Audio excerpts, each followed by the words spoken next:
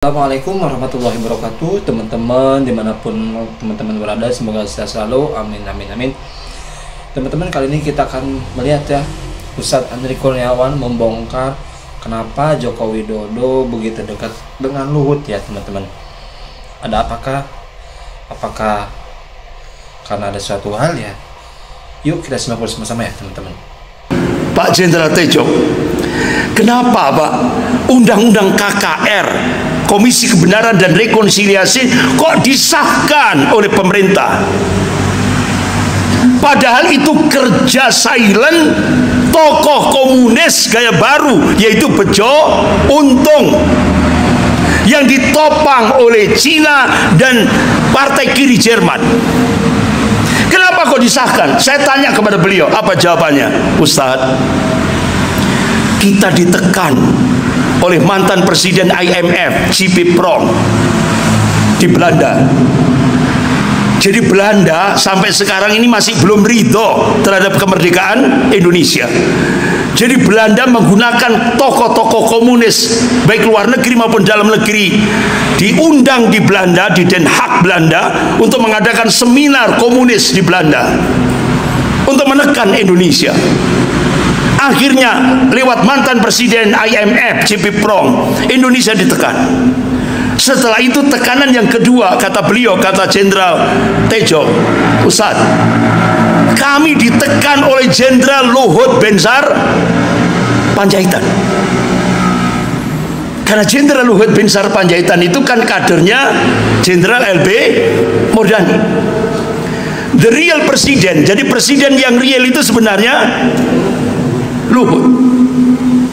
Mr. Mulyono ini cuma boneka. Saya baru tahu Pak. Akhirnya kata Jenderal Tejo, Ustadz sudah dengar enggak apa yang dijelaskan oleh Profesor Salim Said?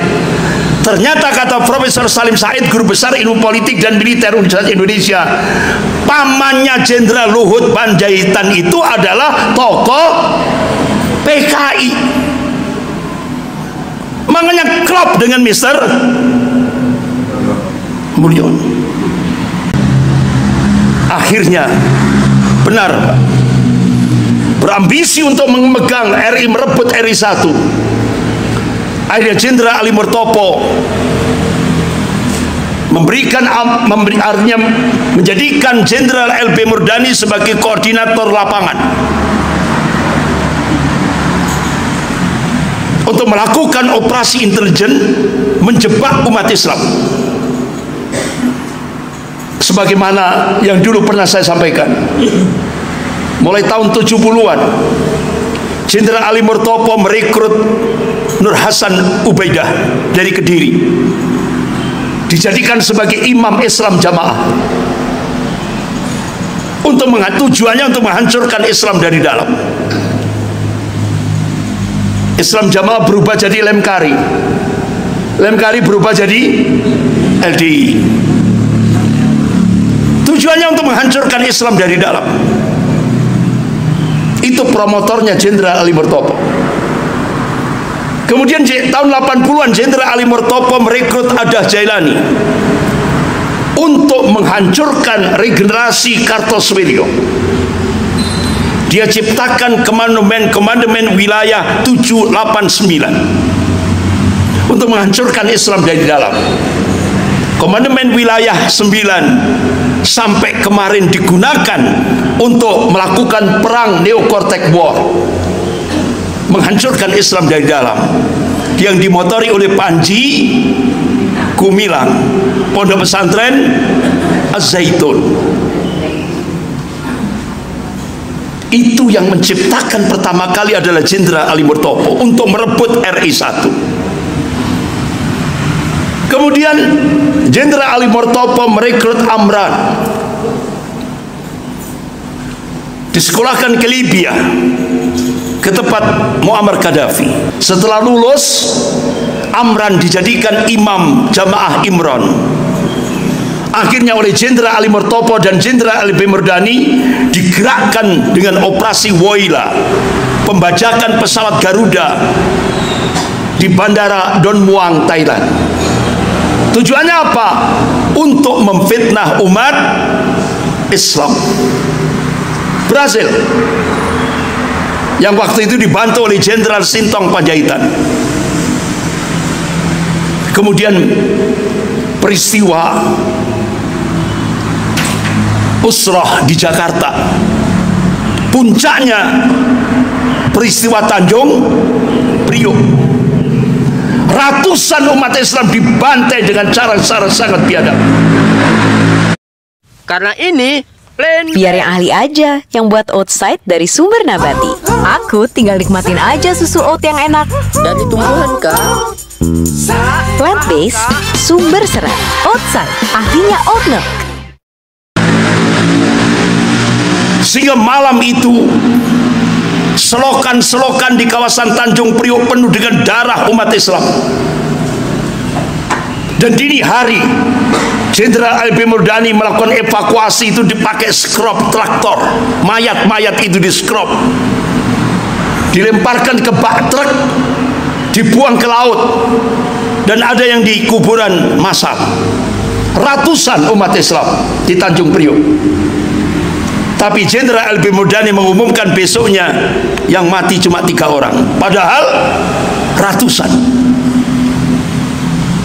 Kemudian peristiwa Horkonek, peristiwa Talang Sari Lampung, yang digerakkan oleh kader-kader Jenderal LB Murdani, yaitu Jenderal Hendro Priyono. Sampai akhirnya Aceh dibuat daerah operasi militer. Hampir 5.000 umat Islam dibantai dengan cara yang sangat biadab. Puncaknya di tempat kelahiran saya, di Banyuwangi, dengan bahasa sandi operasi ninja. Waktu itu Bupati Banyuwangi diminta untuk mendata dukun-dukun santet.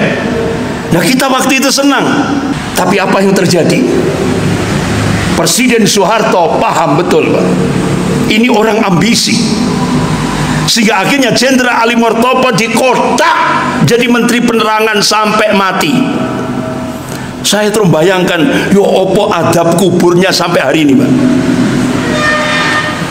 Ribuan umat Islam dibantai gara-gara ingin memperebutkan jabatan RI 1.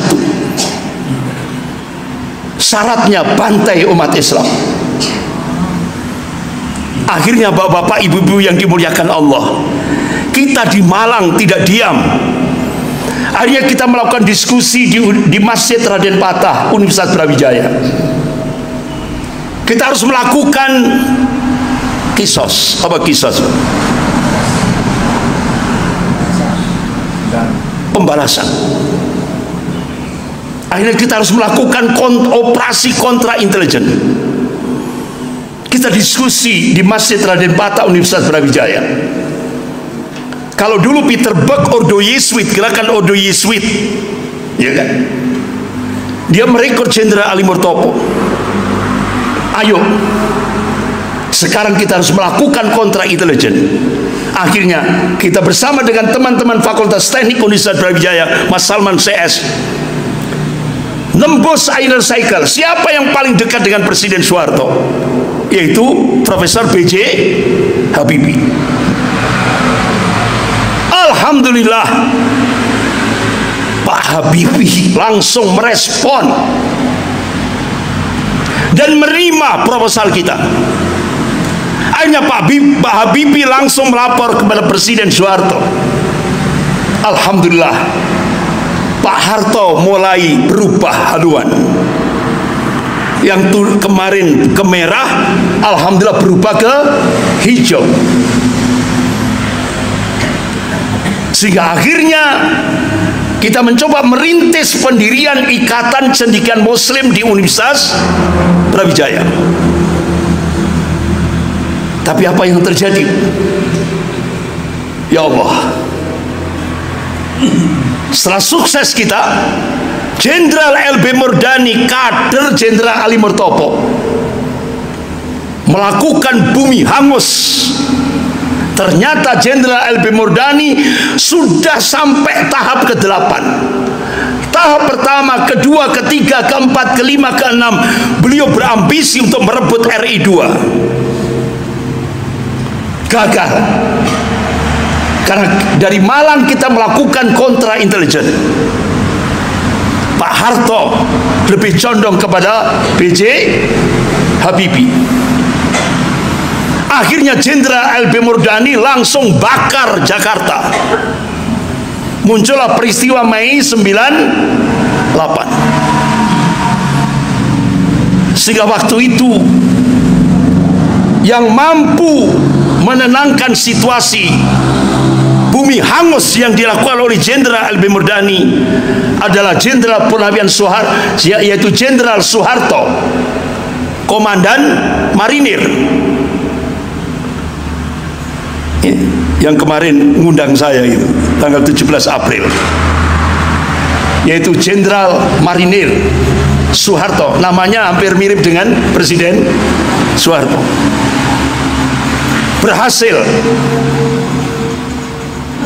mengkondensifkan situasi Jakarta.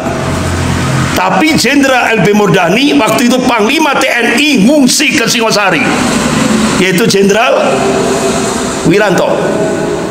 Ketika Jakarta dibakar, Panglima TNI ngungsi ke Kostrad Singosari, cuci tangan.